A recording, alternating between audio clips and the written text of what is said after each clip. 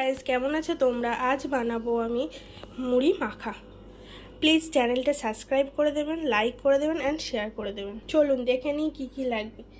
পেঁয়াজ কুচি, শসা কুচি, টমেটো কুচি, কাঁচা লঙ্কা, লেবু, আচারের তেল, মুড়ি আর চানাচুর, হালকা লবণ। প্রথমে আমি সবগুলো একসাথে দিয়ে দেব, দিয়ে একটু লেবু দিয়ে দেবো একটু লবণ দিয়ে এটাকে ভালো করে মাখাবো আমি। চামচ দিয়ে হোক আর হাত দিয়ে হোক, যেটা খুশি আপনারা করতে পারেন। এরপর দেব আচারের একটু তেল,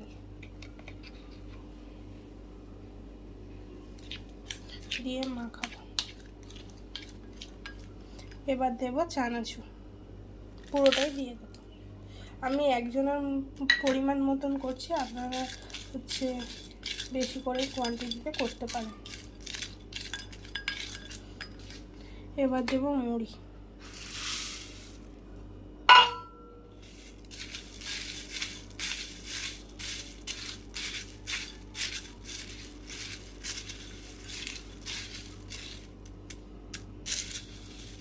এবার এটা আপনারা চামচ দিয়ে মাখাতে পারেন, কিন্তু আমি হাত দিয়ে মাখাবো।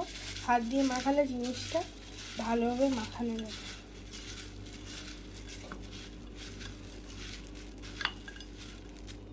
অল্প একটু আচারের তেল নেব, দিয়ে ছড়িয়ে দেব।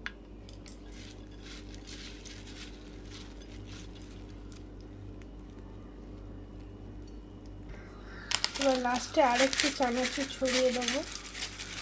আজকে রেডি আমার মুড়ি মাখা।